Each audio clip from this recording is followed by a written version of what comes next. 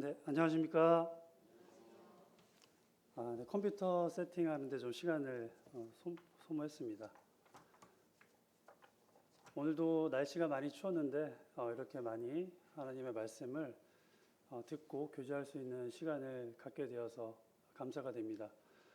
오늘 성도님들과 함께 제가 나눌 성경 본문은 열왕기상 16장 말씀입니다. 잠시만요.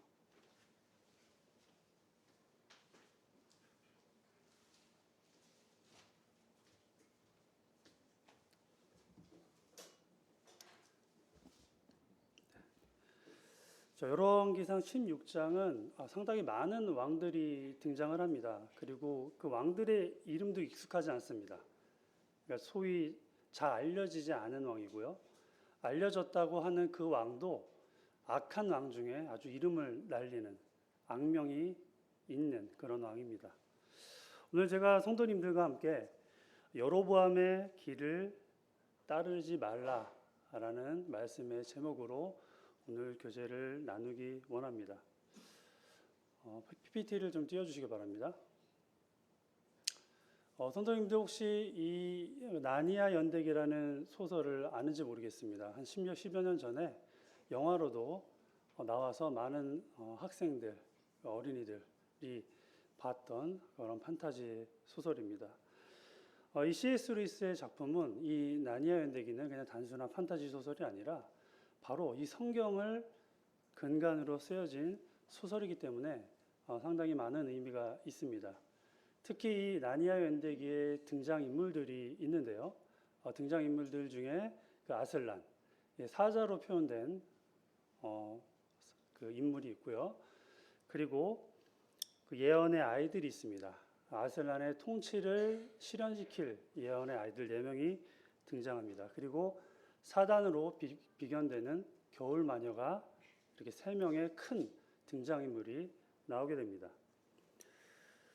여기서 그 아슬란은 바로 창조주요 구원자이신 예수님을 나타냅니다. 그리고 예언의 아이들은 그 왕의 통치를 실현시켜줄 사람으로 등장하게 되고요. 이 마녀는 우리가 잘 아는 우리가 마녀, 그냥 악마, 사단으로 생각하면 될 것 같습니다. 이 이야기의 시작은 바로 에드먼드의 죄로 시작이 됩니다. 지금 이 에드먼드가 어떤 사탕 같은 걸 먹고 있는데요. 이게 터키 젤리입니다.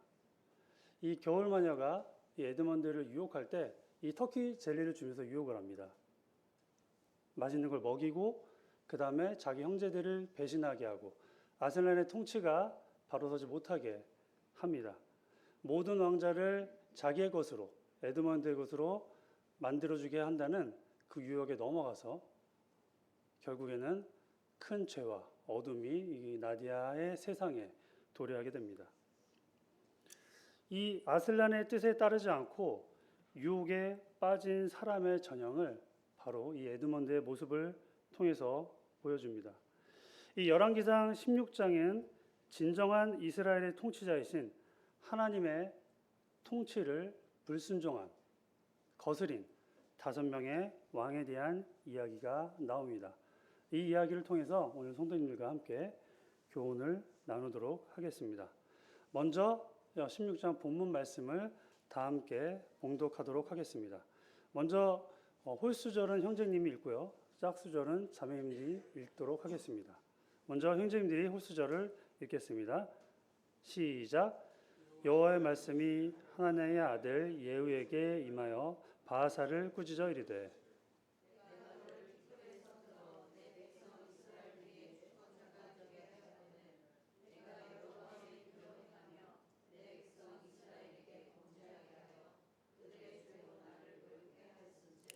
내가 너 바하사와 내 집을 쓸어버려 내 집이 느밧의 아들 여로보암의 집 같이 되게 하리니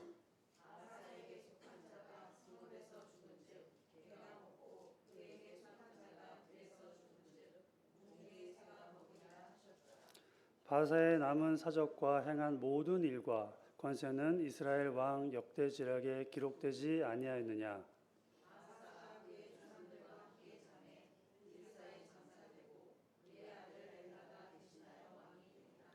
여호와의 말씀이 하나니의 아들 선지자 예후에게 임하사 바하사와 그의 집에 꾸짖으시면 그가 여로보암의 집과 같이 여호와 보시기에 모든 악을 행하며 그의 손의 행위로 여로보를 노엽게 하였으며 또 그의 집에 쳤음이더라.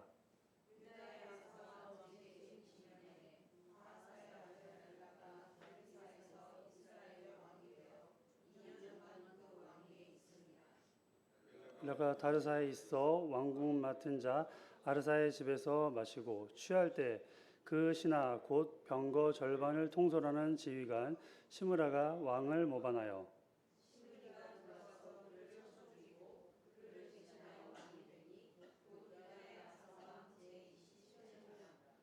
시므리가 왕이 되어 왕 위에 오를 때에 바사의 온 집안 사람들을 죽이되 남자는 그의 친족이든지 그의 친구든지 한 사람도 남기지 아니하고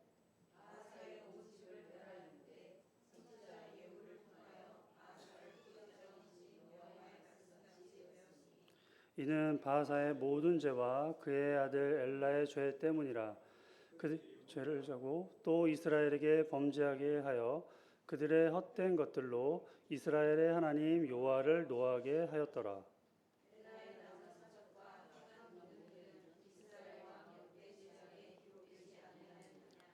유다의 아사 왕 제27년에 시므리가 디르사에서 7일 동안 왕이 되느니 그때 백성이 블레셋 사람에게 속한 기쁘돈을 행하여 진을 치고 있더니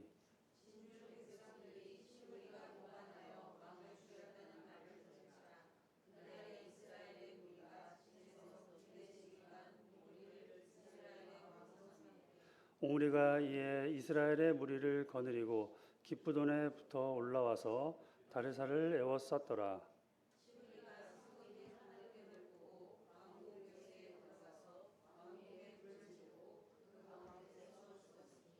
이는 그가 여호와 보시기에 악을 행하여 범죄하였기 때문이라. 그가 여로보암의 길로 행하며 그가 이스라엘에게 벌을 범한 그 죄 중에 행하였더라.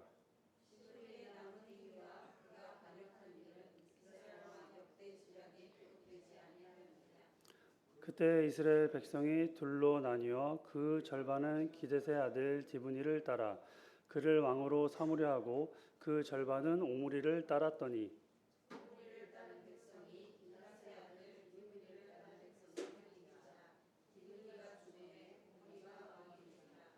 유다의 아사 왕 제31년에 오므리가 이스라엘의 왕이 되어 12년 동안 왕위에 있으며 디르사에서 6년 동안 다스리시니라.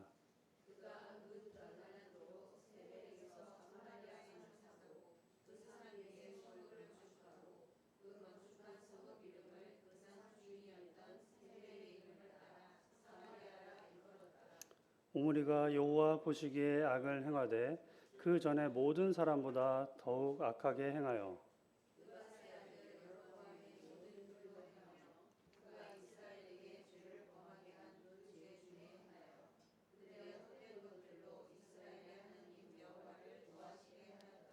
오므리가 행한 그 남은 사적과 그가 부린 권세는 이스라엘 왕 역대지략에 기록되지 아니하였느냐.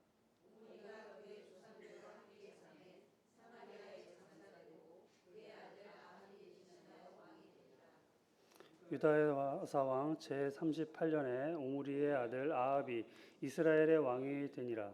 오므리의 아들 아합이 사마리아에서 22년 동안 이스라엘을 다스리니라.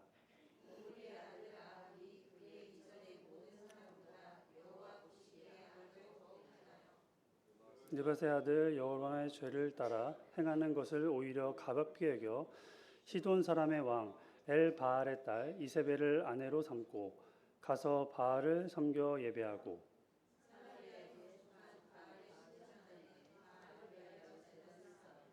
또 아세라상을 만들었으니 그는 그 전에 이스라엘의 모든 왕보다 심히 이스라엘 하나님 여호와를 노하게 하였더라.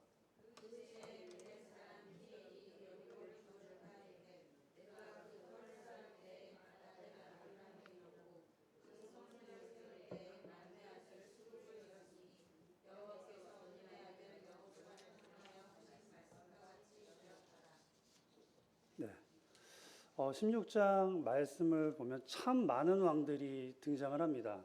그리고 익숙한 이름이 아니고 익숙하지 않은 지명 때문에 잘 들어오지 않지만 그래도 16장의 말씀은 간결합니다.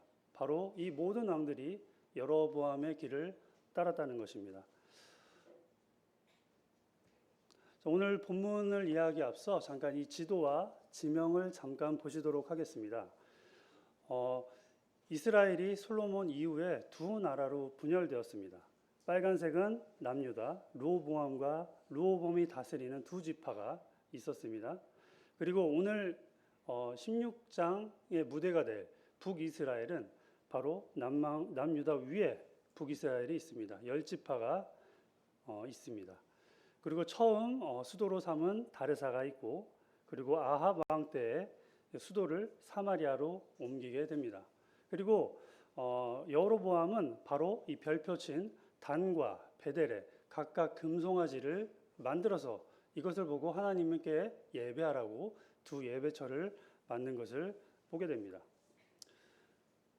자, 이 보시는 바와 같이 이 북이스라엘은 정통성이 없습니다. 왜냐하면 하나님께서 유다 지파 다윗의 후손으로부터 그 나라를 이어가시고자 하였습니다. 하지만 솔로몬의 죄 때문에 이 나라는 남과 북으로 나뉘게 되었고 여로보암은 그 솔로몬의 죄를 묻는 심판의 도구로 활용되었던 것을 저희는 생각을 하게 됩니다. 이 여로보암을 생각하게 될 때 이 왕들, 특히 북이스라엘의 왕들은 단 한 명의 선한 왕을 배출하지 못했습니다. 왜 그러냐면 여로보암이 그 왕국을 시작할 때 그 첫 단추부터 잘못 끼었기 때문입니다. 오늘 저와 함께 16장을 보시면서 어떤 문제가 북이스라엘에 있었는지, 무엇을 잘못했기에 왕국 전체가 멸망할 때까지 그 문제를 안고 해소하지 못했는지 알게 될 것입니다. 첫 번째로 오늘 나눌 교훈은 여로보암의 길을 따르지 말고 오직 주 너의 하나님만 섬기라입니다. 아까도 말씀드렸듯이 그 본문을 읽으면서 이게 도대체 무슨 일이냐, 전쟁이 일어난 것 같기도 하고 그리고 내란이 일어난 것 같기도 하고 그리고 또 왕이 죽는 일이 계속해서 반복됩니다. 자, 이 초기 북이스라엘 왕들에 대한 평가를 제가 좀 요약했습니다. 너무 복잡해서요. 이 노란색 박스로 친 바하사와 엘라는 부자지간입니다. 한 왕조가 여로보암의 왕조가 끝나고 바하사 왕조가 시작됩니다. 그런데 길게 진행되지는 않고요. 바로 아들 엘라에 대해서 끊어지게 됩니다. 그리고 시므리가 또 반역을 했습니다. 쿠데타죠. 쿠데타를 일으켜서 엘라를 대신해서 또 왕이 됩니다. 하지만 그 시므리를 왕으로 인정하기 싫었던 사람들이 또 봉기를 해서 그 중에 오므리라는 장군이 또 시므리를 그 권좌에서 끌어내려서 왕을 차지했지만 끝난 것이 아니라 또 4년 동안 내전이 있었습니다. 그 내전을 치르고 왕이 됩니다. 그리고 오므리의 아들 아합이 왕이 됩니다. 총 66년간 왕이 바하사부터 시작하면 6명이 바뀐 거가 되겠죠. 그 전대왕까지 포함하면. 총 통치 기간은 한 66년 정도밖에 안 됩니다. 그런데 왕이 6명이나 바뀌고요. 그 비명 행사한 사람이 3명이나 됩니다.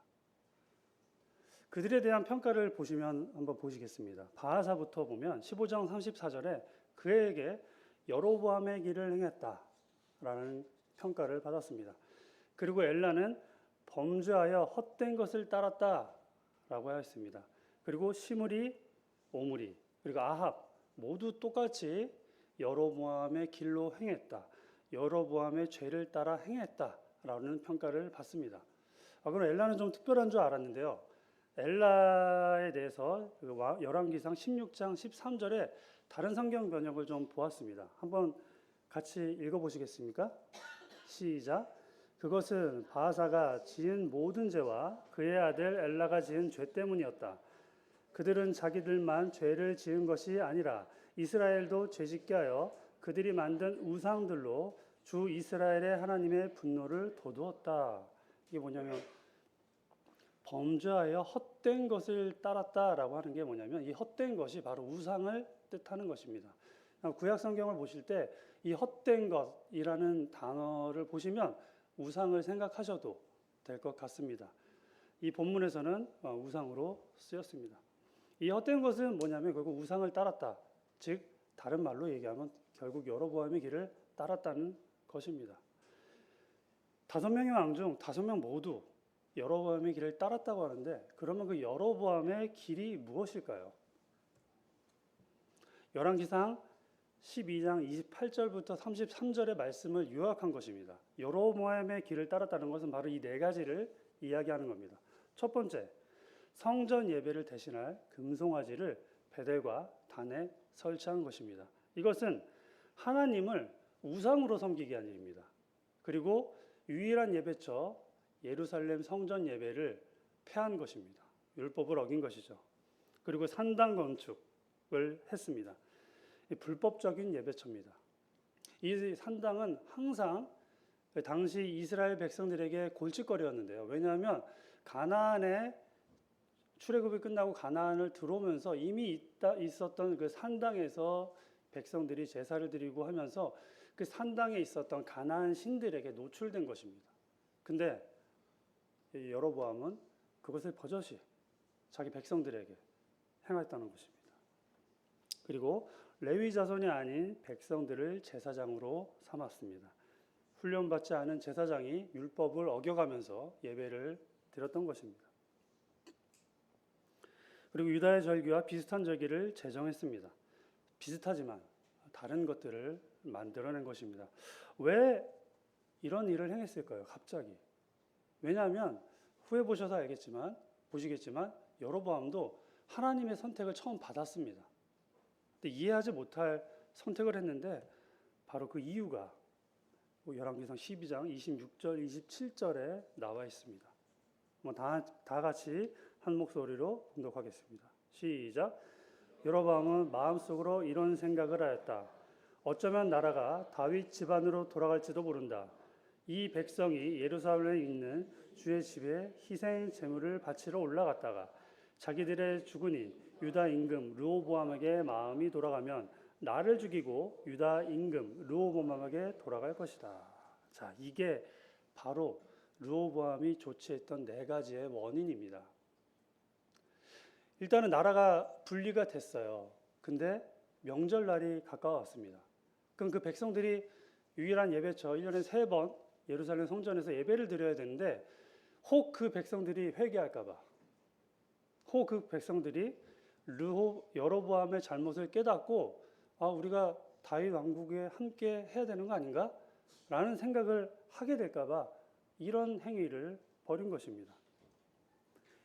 이제 더 이상 이 북이스라엘은 하나님의 나라가 아니었던 것입니다. 바로 여로보암의 나라, 내 나라, 자기의 왕위를 지키기 위한 처절한 투쟁이고 욕심이고 반역이었던 것입니다. 이제 더 이상 그 10지파는 하나님의 백성이 아니라 내 백성, 여로보암의 백성이 된 것입니다. 바로 이것이 여로보암의 죄고 여로보암의 길을 따르는 것입니다. 열왕기상 11장 38절 한번 읽도록 하겠습니다. 시작. 내가 만일 내 명령한 모든 일에 순종하고 내 길로 행하며 내 눈에 합당한 일을 행하며 다윗의 행한 같이 내 율례와 명령을 지키면 내가 너와 함께 있어 내가 다윗을 위하여 세운 것 같이 너를 위하여 견고한 집을 세우고 이스라엘을 내게 주리라. 정말 놀랍게도 이 여로보암에게도 다윗과 비슷한 약속을 받습니다. 만약에 여로보암이 여호와의 율례와 법도대로 행하였으면 그 나라가 세워졌을 것입니다. 하지만 그는 그렇게 하지 못했어요. 여호와 율례와 명령을 정면으로 지키지 않았습니다. 현재 살고 있는 우리들은 이 북이스라엘의 왕들처럼 여로보암의 길로 행하고 있지 않은지 한번 생각해 보아야 합니다. 진정으로 왕이 될 수 있었던 기회가 있었지만 여로보암은 그 기회를 놓치고 말았습니다.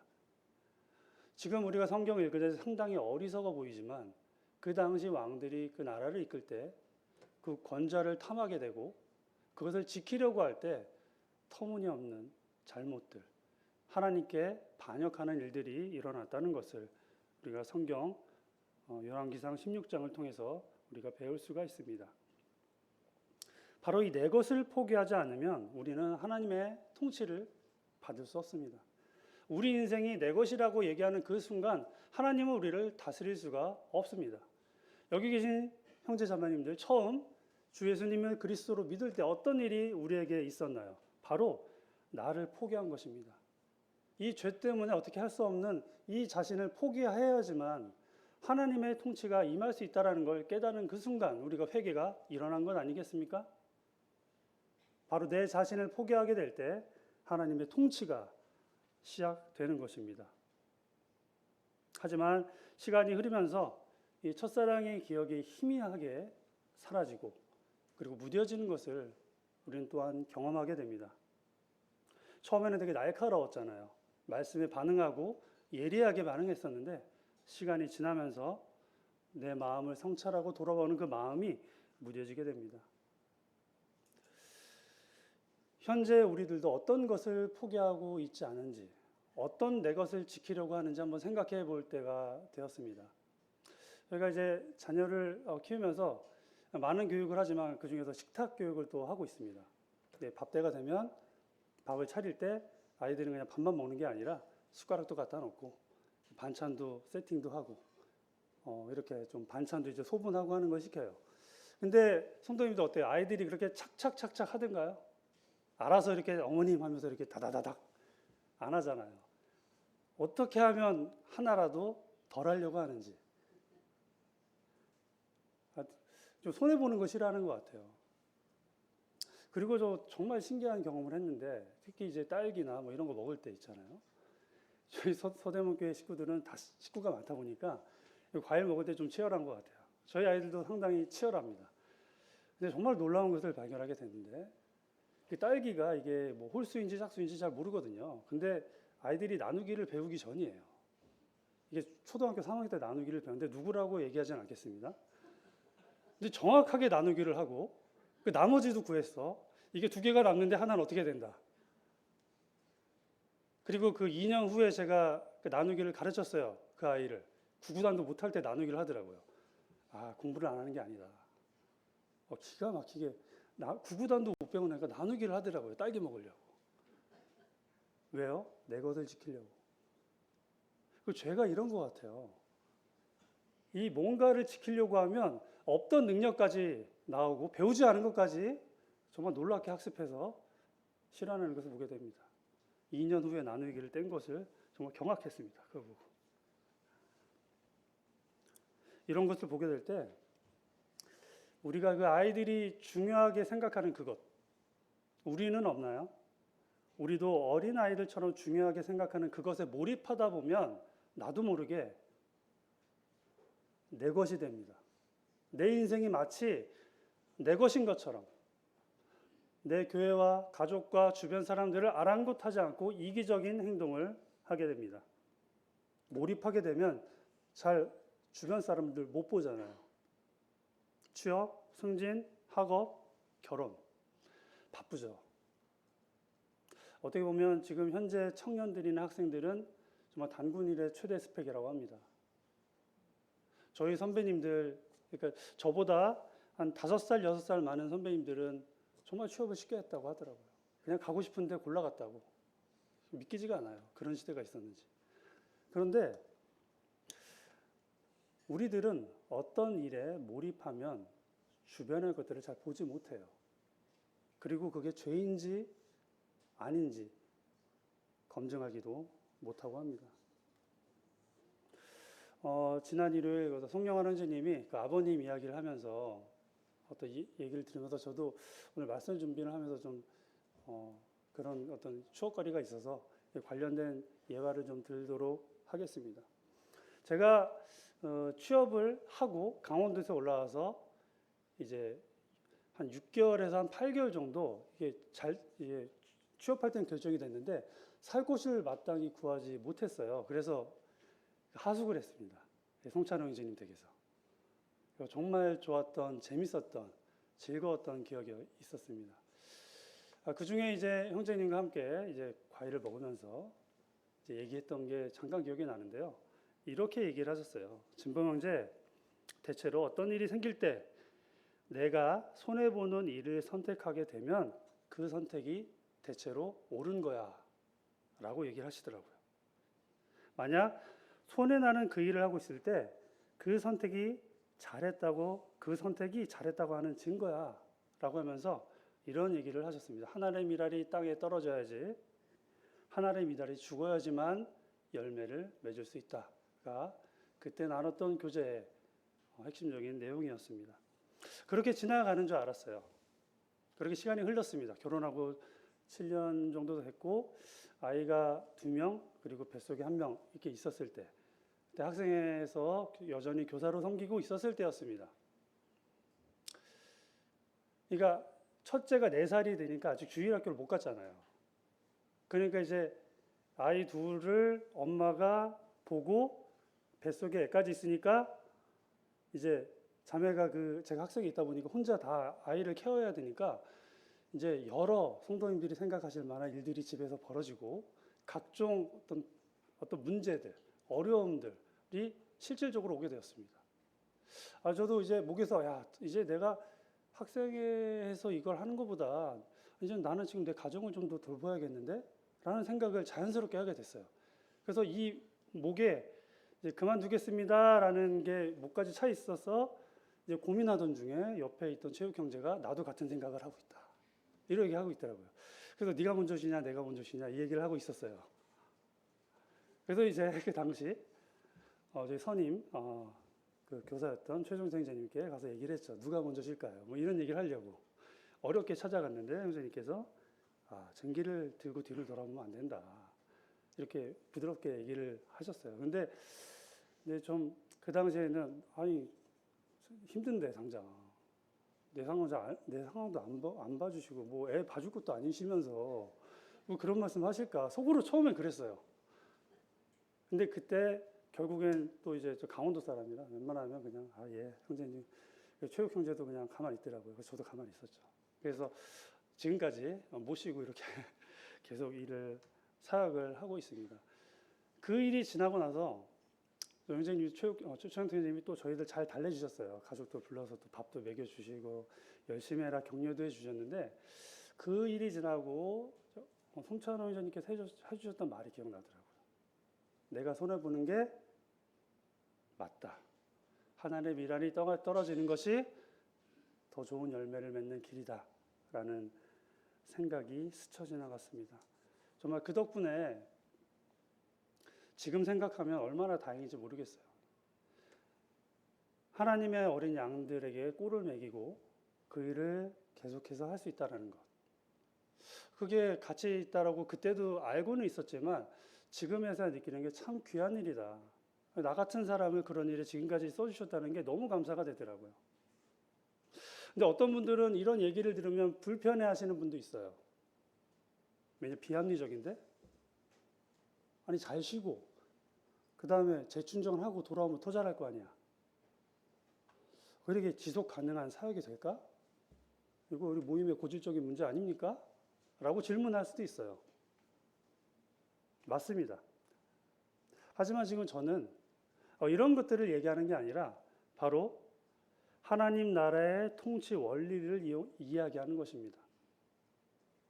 이렇게 여러분의 인생을 갈아서 어떤 사역을 하시라, 그것이 맞다라고 이야기하는 것이 아닙니다. 사역의 어느 부분에서든지, 삶의 어느 부분에서든지 하늘의 미랄이 떨어지지 않으면, 그것이 죽지 않으면 열매를 맺을 수가 없습니다. 그것은 원리입니다. 그것을 이야기하는 것입니다. 우리는 주님의 나라와 주님의 것을 위해 산다고 한다면 바로 그것이 여로보암의 길을 떠나 다윗의 길로 행하는 것이 됩니다. 학생회 교사 여러분 너무 긴장하지 마시고요. 이거 다음 주에 청년회 가서 학생회 교사 모집해야 되는데 너무 긴장하지 마시기 바랍니다. 이렇게 하지 않습니다, 요즘엔. 우리 주님도 가만히 보면 그 주님의 삶이 그러셨던 것 같아요. 예수님이 어떤 삶을 살았는지 우리가 복음서를 통해서 너무 잘 알고 있지 않습니까?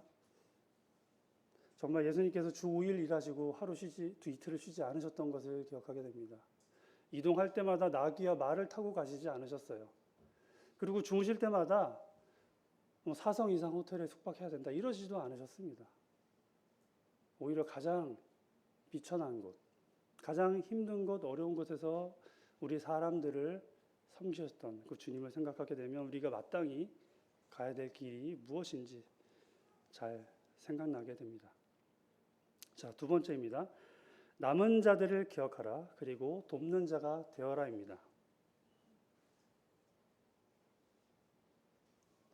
자, 이 PPT를 보시면 앞서 있던 PPT보다 좀 더 세부 내용을 좀 적어놨습니다. 그 5 왕이 있는데요. 이 5 왕이 어떻게 세습하게 되고 어떤 일이 있었는지 적어놨습니다.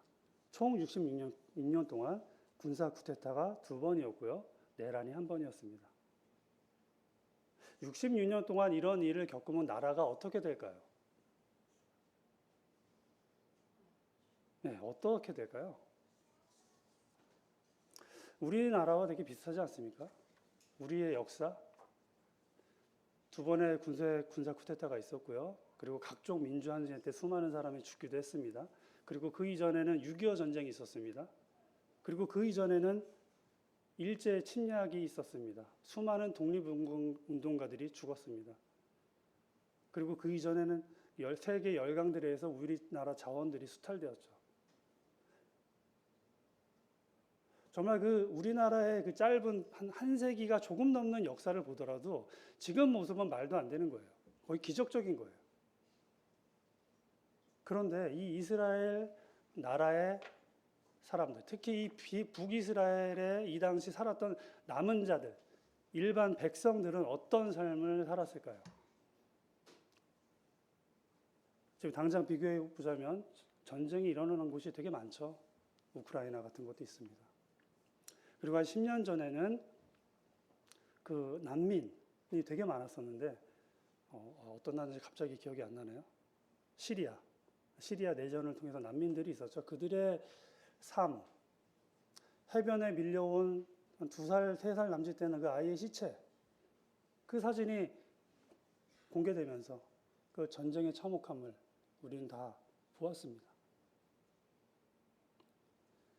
솔직히 가장 이 왕의 통치에 의해서 어려움을 겪고 힘들고 피폐한 삶을 사는 것은 왕이 아니라 그 백성들입니다. 바로 남은 자들입니다. 사람은 서로에게 영향력을 줍니다. 나는 어떤 사람일까요? 우리는 누군가에게 반드시 영향력을 주고 행사하는 사람입니다. 적어도 나이가 점점 먹어가면서 영향력이 점점 커져가면서 그 영향력을 행사합니다.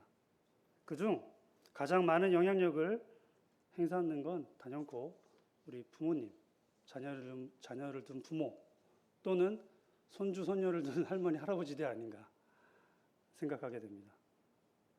우리는 정말 그 성경적 가치관에 따라서 우리 부모의 역할을 잘 하고 있는지 한번 좀 생각을 해보았으면 좋겠습니다. 이것은 여러분에게 주는 질문이기도 하지만 제 스스로에게 하는 질문이기도 합니다. 부모는 여러 가지를 책임집니다. 의식주, 그리고 교육, 그리고 기독교 부모들은 뭘 해야 되죠? 하나 가장 중요한 거 얘기 안 한 거 있죠? 신앙교육. 아무리 먼저 있었던 의식주를 잘해주고 좋은 교육을 시켜도 그들이 제대로 된 신앙교육을 받지 못하고 그들이 하나님을 믿지 못하게 되면 잘 자란 죄인 하나 기른 것밖에 되지 못합니다.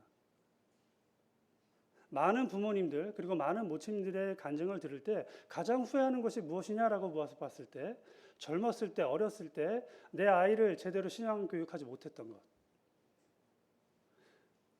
여기 계시지만 자녀들이 함께 신앙생활을 하지 못하는 그 부모의 그 심정은 제가 누구보다도 잘 압니다.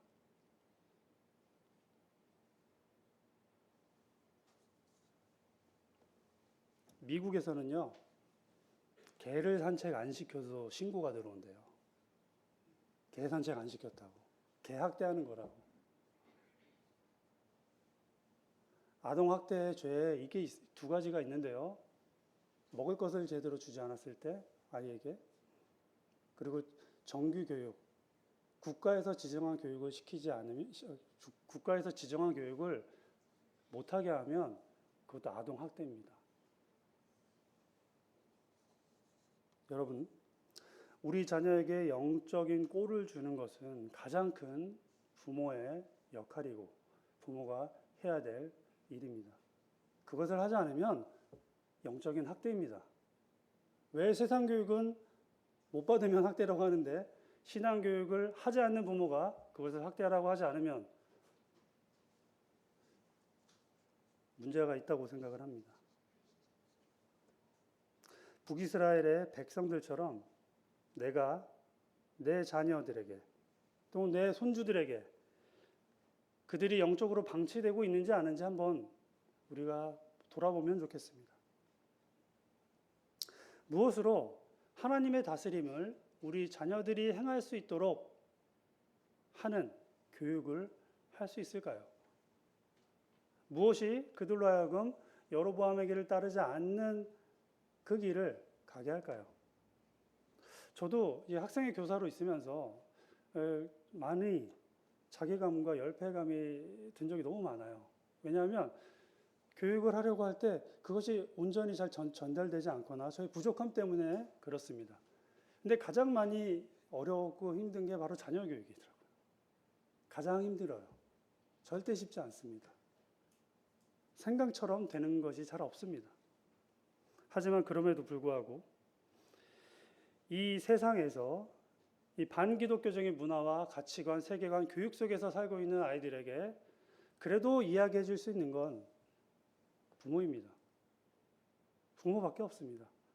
요즘 계속해서 교회에서 세계관 교육, 그리고 이제 성 정체성에 관련된 이야기들이 많이 나오는 게 그냥 넘어가서 될 문제가 아니라는 것입니다. 너무 많이 스며들었어요.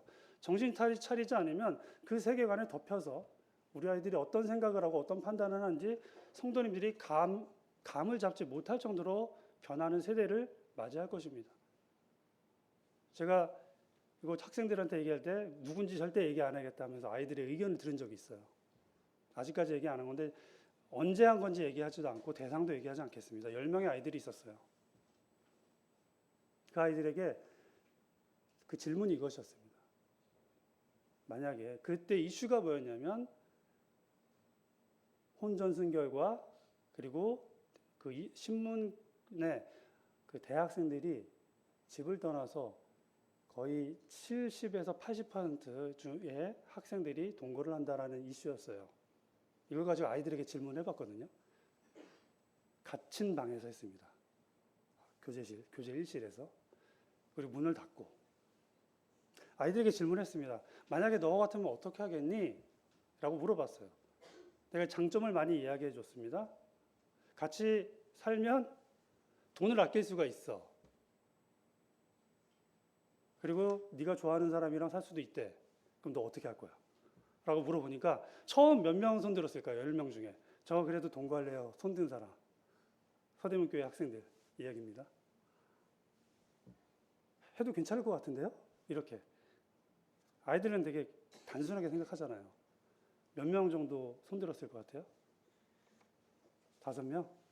처음에 그렇게 얘기했어요. 5명 정도가 한 3명에서 5명에서 이렇게 슬며시 들었어요. 전제를 좀 바꿨습니다. 조건을. 단 아주 멀어 집에서. 그리고 엄마가 절대 모를 거야. 너네 부모님이 알래야 알 수 없는 그곳에서 대학 생활을 하고 해남 같은 곳에 있는 대학이다 라고 했는데 8명이 손 들었습니다. 서대문교회 학생들입니다. 여기 앉아 있는지는 잘 모르겠습니다. 이래요.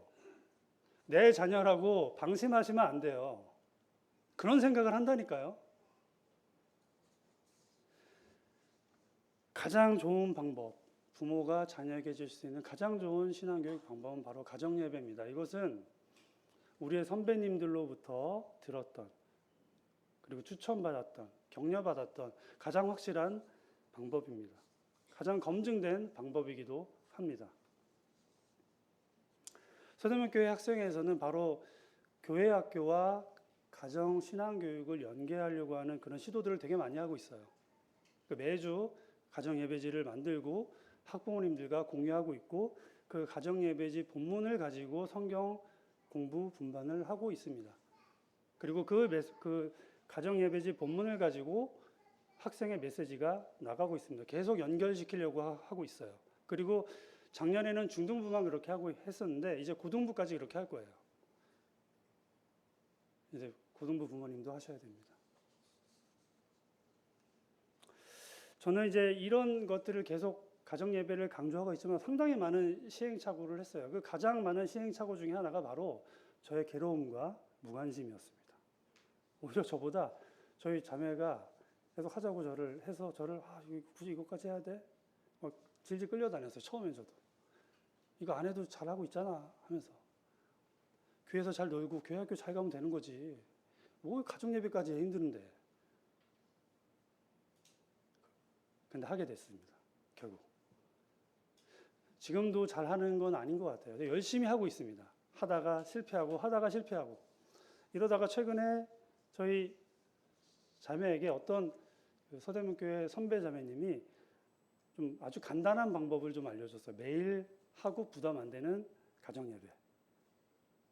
좋은 방법이더라고요. 이거까지 얘기하면 너무 시간이 걸려서. 잘하고 있어요.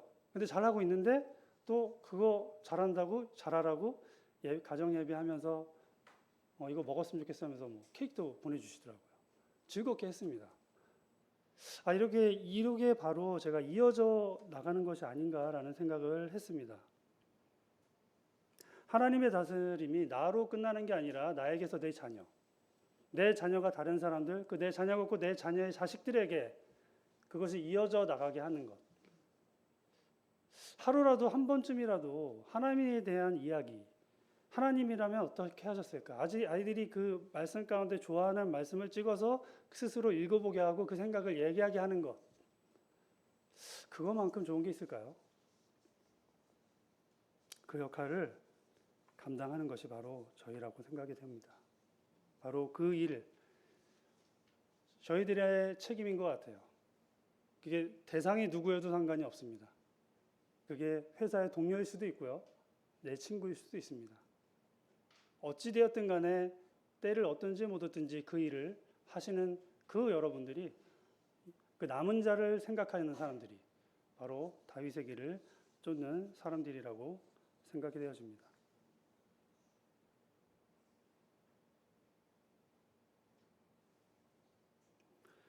자, 새로운 PPT 보시겠습니다. 자, 말씀을 읽도록 하겠습니다. 시작. 오므리의 아들 아합이 그의 이전의 모든 사람보다 여호와 보시기에 악을 더 행하여 느밧의 아들 여로보암의 죄를 따라 행하는 것이 오히려 가볍게 여기며 시돈 사람의 왕 엣 바알의 딸 이세벨의 아내를 삼고 가서 바알을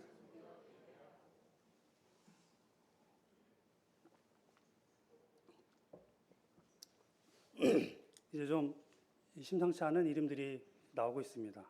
아합, 북이스라엘에서 가장 악한 왕 하면 아합이죠. 유다의 왕의 그 므낫세에 비견되는 왕이기도 합니다.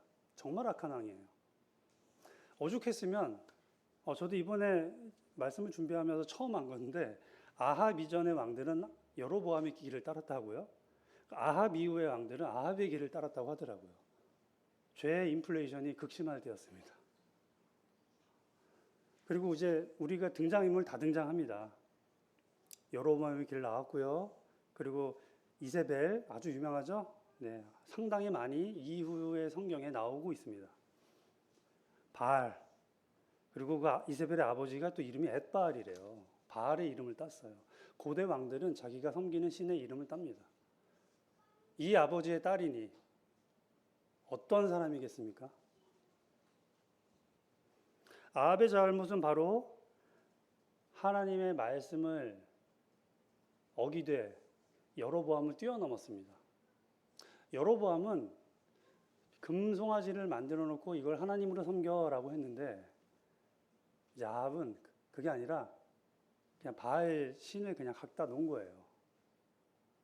그러니까 우리 예배당에 뭐 부처님 불상 같은 거 하나 갖다 놓고, 천주교 십자가 갖다 놓고, 뭐 이런 거 비슷한 겁니다. 그리고 우리 다 함께 섬겨봅시다, 신에게 기도합시다, 이런 얘기를 하는 거예요. 가장 하나님이 싫어하는 죄가 바로 이 종교 혼합, 바로 이 다른 신들과 여호와 하나님을 섞어서 예배하게 하는 것, 하나님을 하나님답지 못하게 하는 것, 이 종교 혼합주의를 가장 비판하십니다.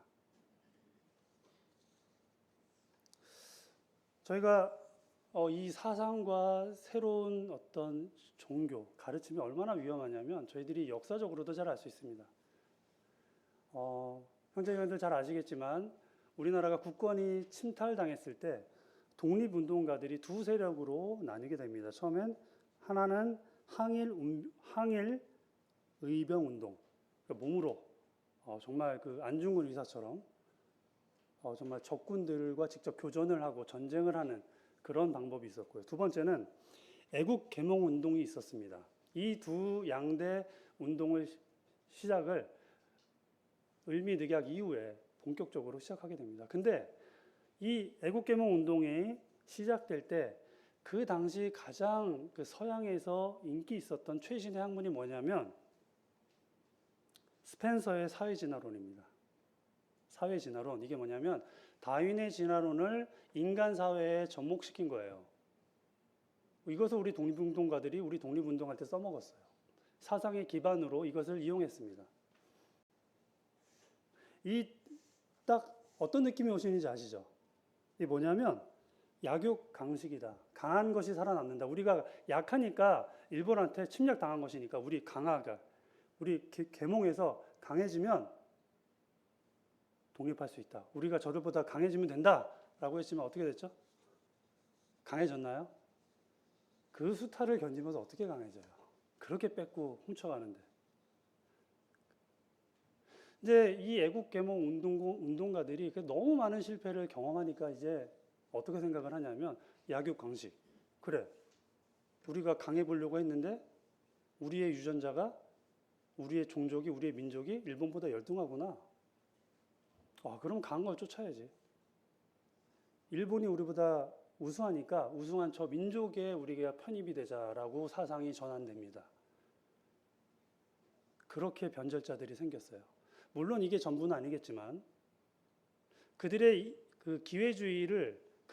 어떤 기회주의를 편승하기 위한 핑계거리가 될 수는 있었을 것 같아요. 하지만 이 사상이 그렇게 운용됩니다. 아무리 좋은 뜻을 가질지라도 잘못된 사상이 오게 되면 그것이 진리가 아니면 이렇게 변하는 거예요. 독립운동가가 변절자가 되는 것입니다. 독립운동가를 때려잡는 것입니다. 독립운동을 비판하는 것입니다. 신앙도 마찬가지입니다. 잘못된 것들이 우리에게 들어왔을 때 이것이 정신을 바짝 차리지 않고 뭐가 들어온지도 모르고 받아들이다가 보면은 우리 자녀에게 무엇이 들어가는지 생각지도 않을 때 우리는 이런 배신을 경험하게 될 수도 있어요.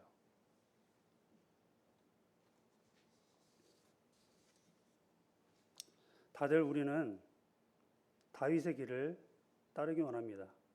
처음 여로보암도 완전한 어떤 잘못을 하지는 않았어요. 점점 그 우상들이 많아졌을 뿐이죠. 자기가 그렇게 될 줄 알았겠어요? 처음 하나님께 부름을 받았을 때, 하나님의 음성을 들었을 때 그가 나도 다윗처럼 될 수 있어? 라고 시작했겠죠. 그런데 그 우상들이 하나하나 쌓이고 내 것이 점점 많아지고 나의 소망이 나의 욕심으로 바뀌는 그 순간 그가 그렇게 하나님 앞에서 변절하게 되는 것입니다. 우리는 진심으로 하나님이 따르고 있는가라는 고민을 한번 해봐야 돼요. 이게 남의 나라 역사, 이스라엘 역사라고 그냥 치부하시지 말고 한번 우리에게 적용해 보아야 됩니다. 제가 길게 설명하지는 않지만 그 아합 왕은 대단한 왕이었어요. 그 이 어려운 정국을 헤쳐나간, 그리고 정치적 안정과 경제적 부흥을 꾀한 왕입니다. 하지만 열왕기서는 그를 그렇게 평가하지 않아요. 그냥 단 몇 개의 줄, 여로보암의 길을 따랐다라고만 합니다.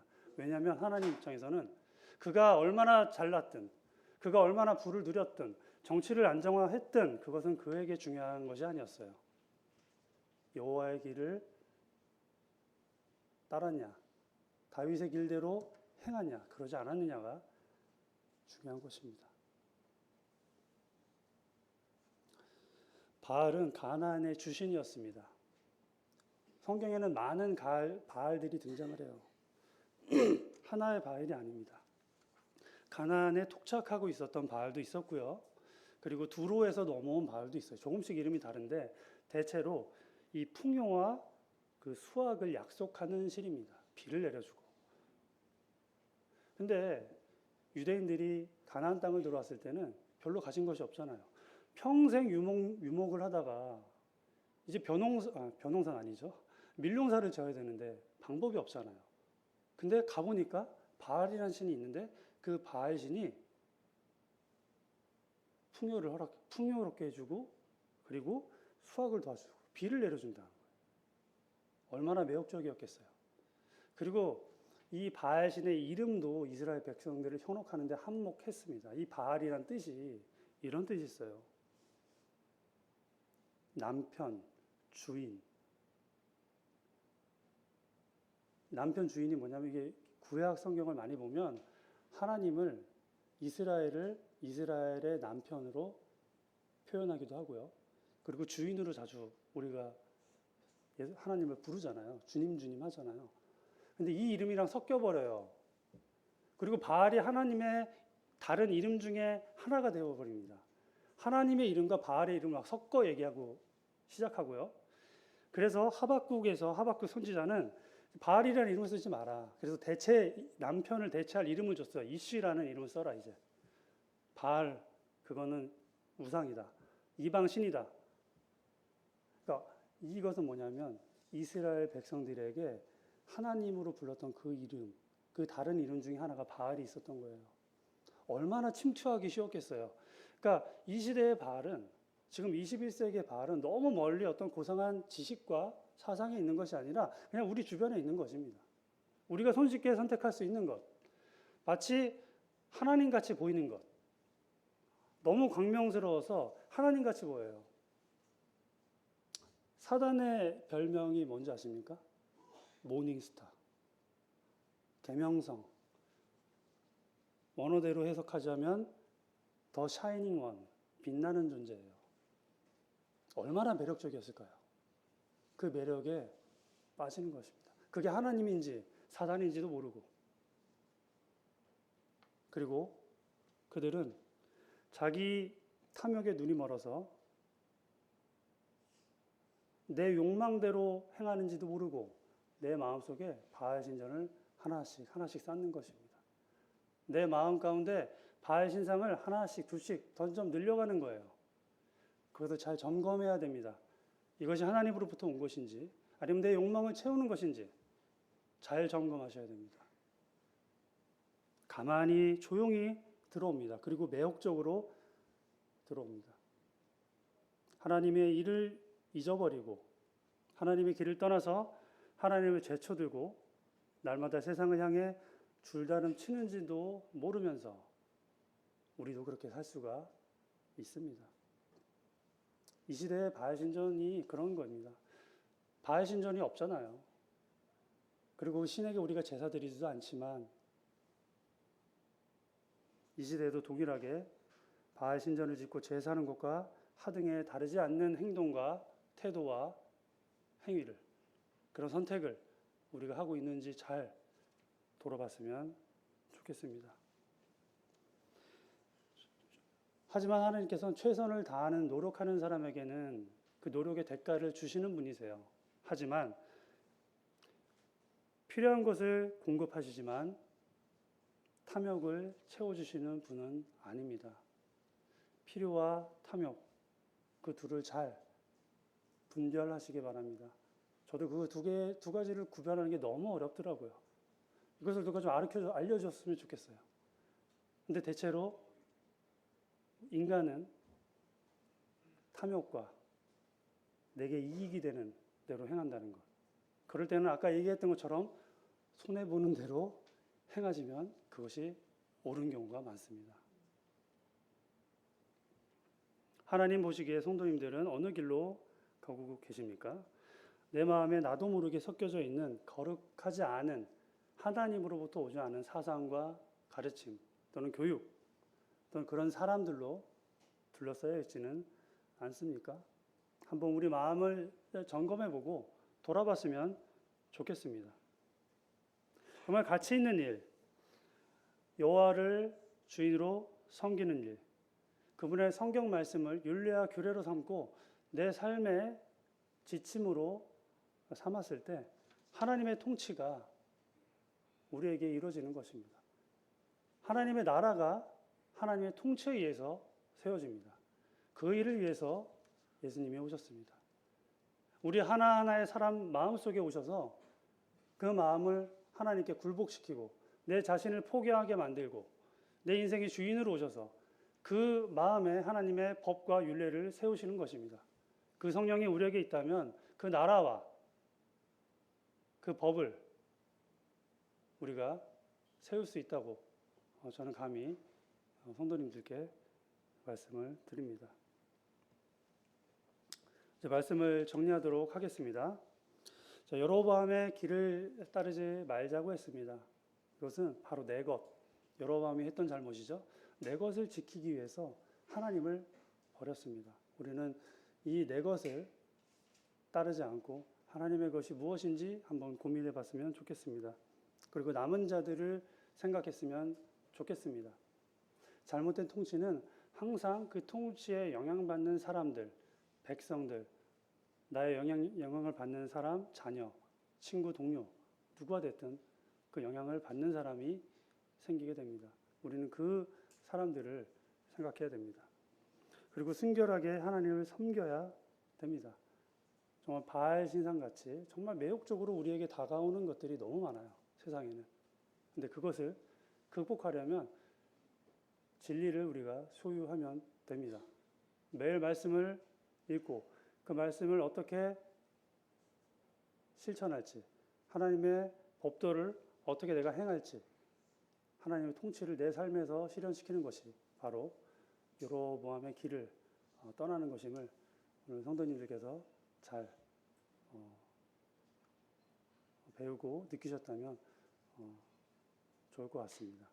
이것으로 오늘 본문 열왕기상 16장 말씀을 마치도록 하겠습니다. 감사합니다.